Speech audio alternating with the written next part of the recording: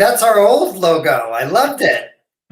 I just noticed that on that, on my lovely profile there, I have a very pronounced canine tooth right there. Oh, I do too. Yeah, look at that thing. That is a beautiful canine. Well, I used to be a vampire, so. That's why you look so young, Jim. Young vampire blood.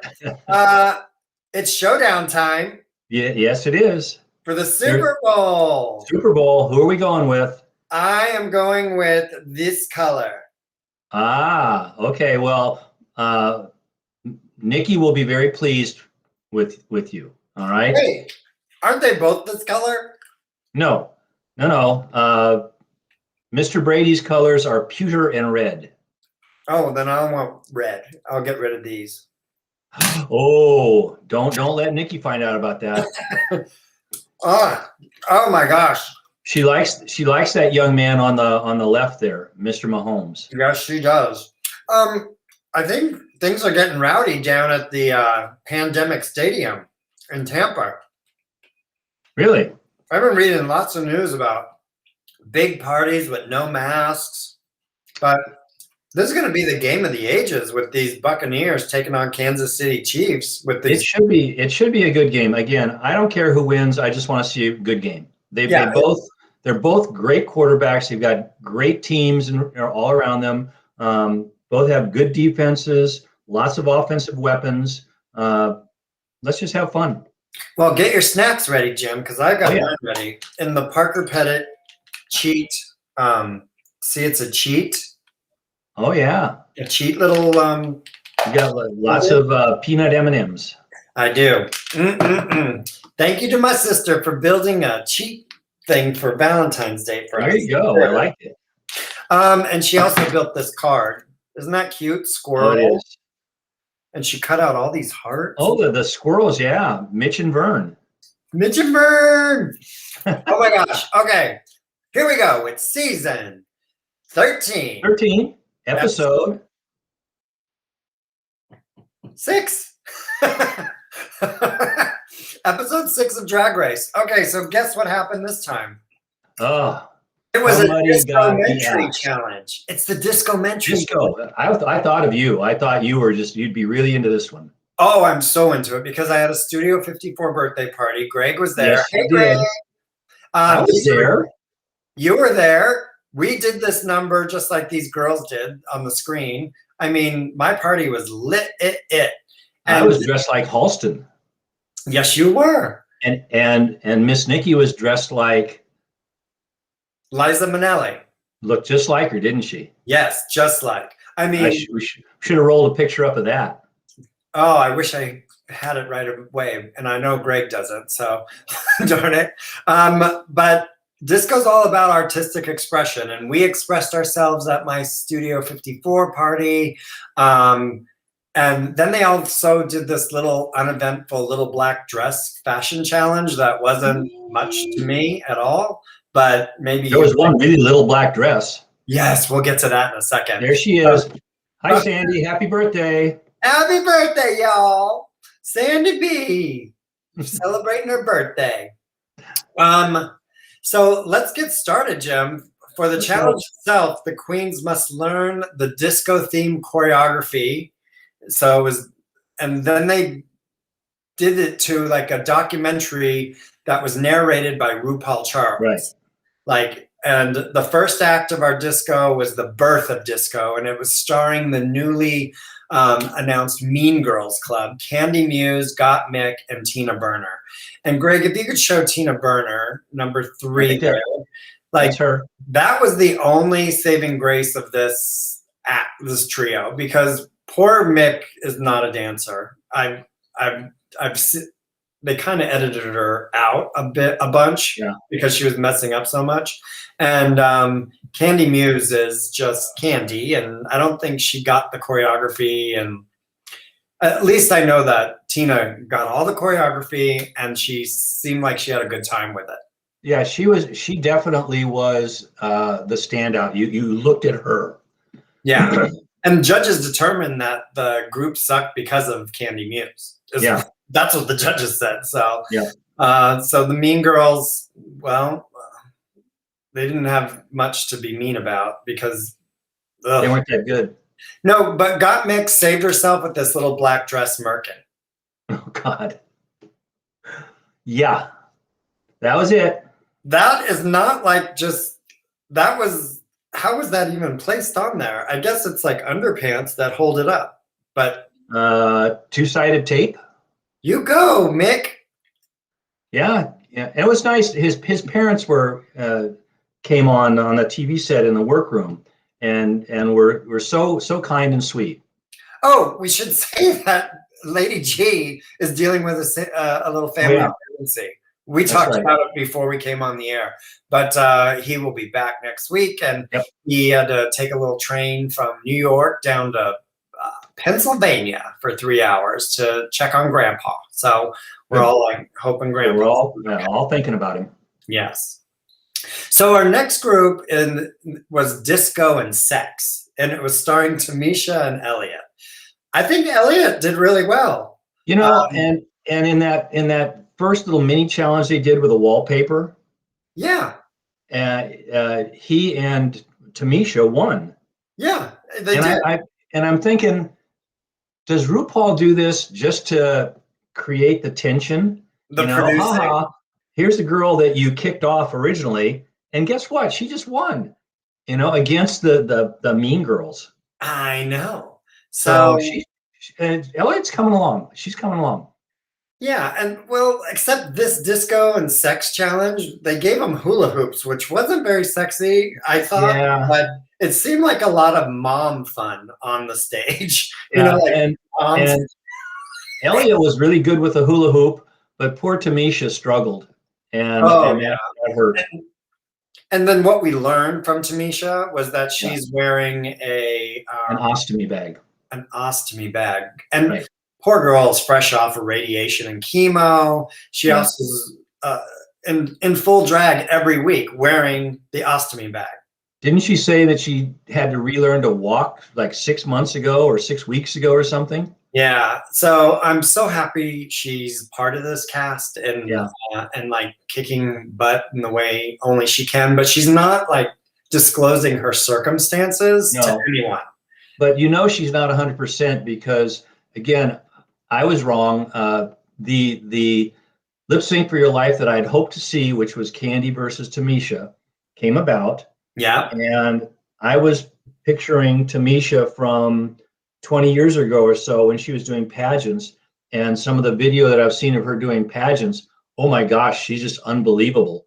Yeah. But she just couldn't do the same kind of performance this time that she did when she was not, before she got sick. Yeah. Yeah, you're right. So next up was Utica and Olivia Lux celebrating Studio 54. Oh. What's the matter, Jim? Please tell me what's happening. Utica. Oh, the judges don't like Utica's quirky faces, but I love me some of this. Oh my God, wasn't she beautiful? Olivia Lux really owned it. The problem is with Utica, like you said, is that they don't say it to her face until now. Finally, they said, your faces are ruining your thing. That was that walked out and I just went, oh, good God. Oh my gosh. Our little Jesus-loving string bean landed in the bottom 3, but this dress should have kept her out of the bottom 3. Well, the dress is amazing. The whole look. I mean, and she had to explain what the look was. That's unfortunate, but I get it right away with this view. Yeah. Because that hook on top is the earring. Yeah. And she had the little earrings, but and I like quirky, funky, fun stuff, but oh my gosh, that was just a little much. Well, it landed her in the bottom. Yeah. In the bottom 3. So I thought, Yeah, and after last week when she came very close to winning, with that sleeping bag design. Oh, yeah. Oh, Sandy says Utica needs to go. Too quirky for her, I'm sure. But Utica is like, she helps the other queen. She's like a really sweet person. Yeah, I like her for that. But some of her looks are, again, calm down the facial expressions, but she does it all the time. It's just her. It's just who she is. It just is. It's like, I think that she has that big mouth and she works that mouth. Yeah. Yeah. Okay. Well, that was fun. But next was disco fashion from our favorite little rivals team, Denali and Rose. I'm glad they paired up. I think Denali and Rose were the far best duo in the competition. Yes, agreed. Best dancers. Oh my gosh, those fan kicks that were in sync. They were clean. Yep. Oh my gosh, they were having fun. They were looking at each other during the performance. Like, that is rare too. And they smiled and they just suffered a lack of fashion sense because their outfits looked a little homemade. Especially if you go to the next one, Greg. I thought this next outfit looked super homemade. I kind of dig it. I know it's sort of fun.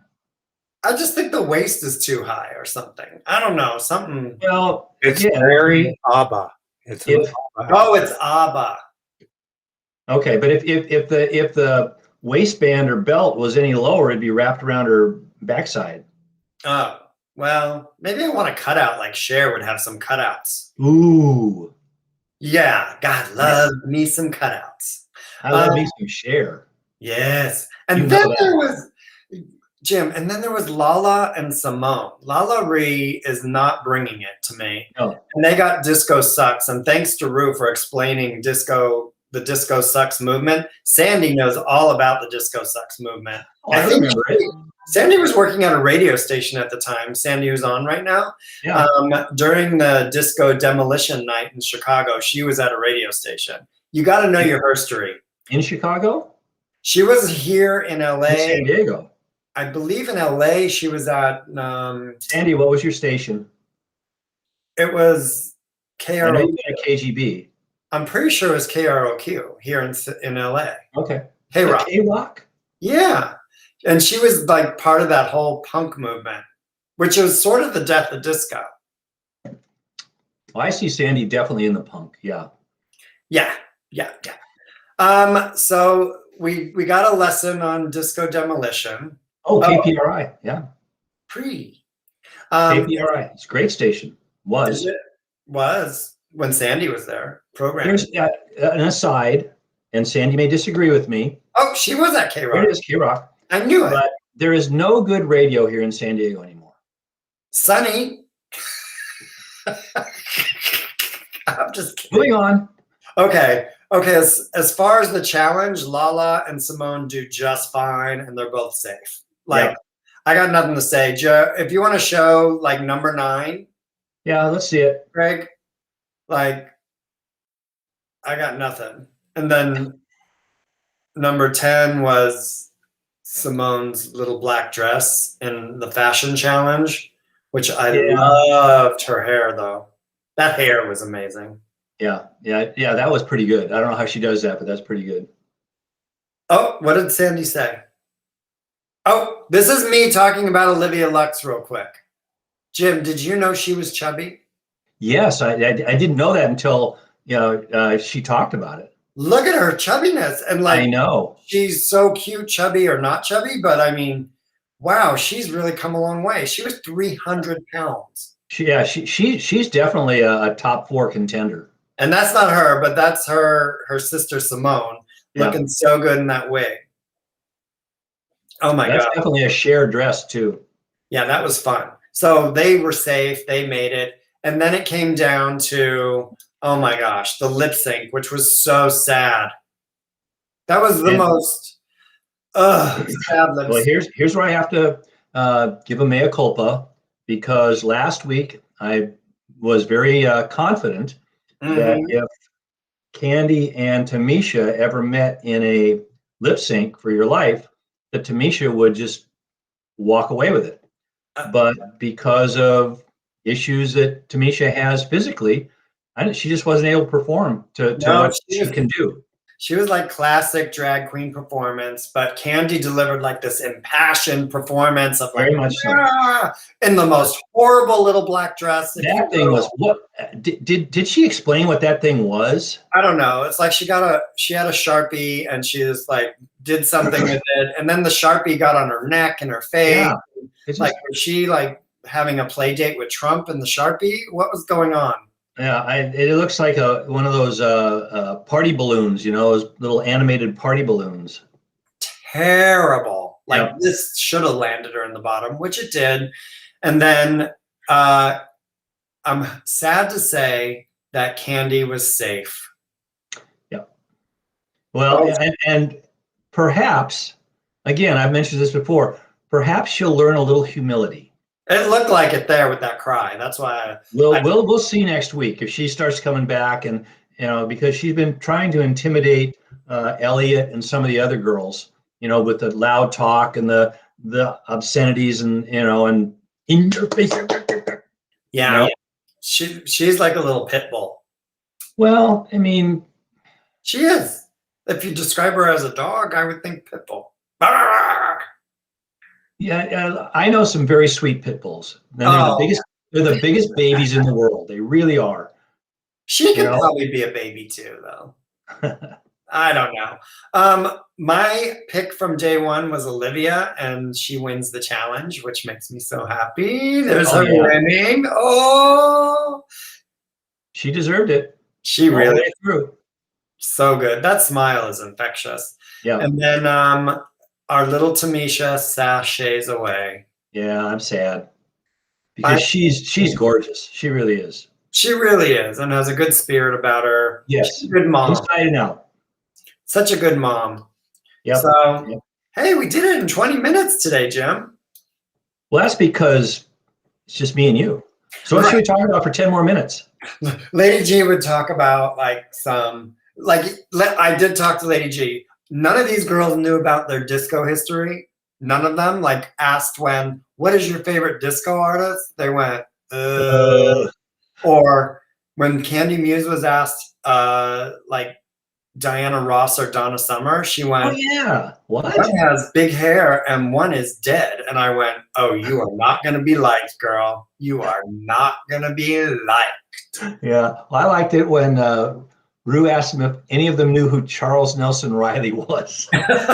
Well, I do, and that's sad. I do too. But I mean, it's so funny because with the kids I work with in football, I'll talk with them sometimes, and I'll mention a player or a coach. The other day I was talking to the kids, and I mentioned Newt Rockne. And if you know football history, you know who Newt Rockne was. He was a great coach back in the 20s and 30s.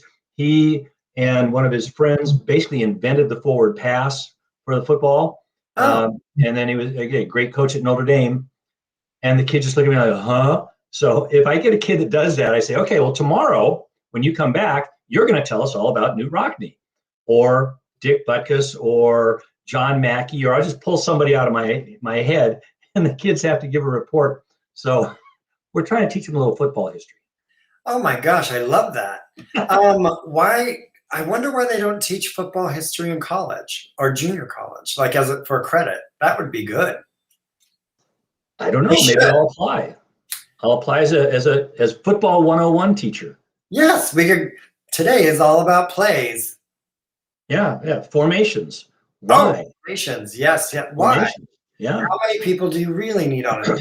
Do you want to have 12 personnel, 22 personnel, 11 personnel? What do you want to have? You want to spread? You want to go trips? You want to go doubles? You want to go empty? T? What do you want to get? Do the cheerleaders get to go? Sure. You got your own formations. We do. Yeah. We work hard too. Oh my gosh. Sandy says Super Bowl. All right. Sandy, who's your pick? Yeah. And what time is kickoff today, Jim? 3:30. 3:30 Pacific. All right. 6:30 Eastern. Yeah. Tune in about 3 o'clock because the pregame show is always fun to watch. Yeah. Pregame has Miley Cyrus this time. Oh, good. That'll be fun. And then I don't know who else is pre-show. I haven't really I don't know if that's probably going to be mainly her. Oh, Buccaneers, Buccaneers, Buccaneers, Buccaneers. I don't know what I'm doing. But it's going to be fun. I have guacamole, 7-layer dip that Parker made. What are you eating? we're going to make some pizza and have some nachos and a few adult beverages. Oh, I want adult beverages now. Is it too early? Never too early for adult beverages. Okay. Well, then let's sign off. Okay, let's go have an adult beverage. Sandy, good luck with the BUCHs and the FUC. Oh, I'm sorry, the BUCKs. How many bucks does it take? I don't really care who wins today. I just want to see a really good game. And that's what we intend to see. I just want to have some fun. All right. Well, later, Jim. We'll talk soon. Okay. Thank you, Greg. For James and the Dad, Lady G will be back next week with more intriguing talk about Drag Race Season 13. Bye, everybody. Have a great day. Bye.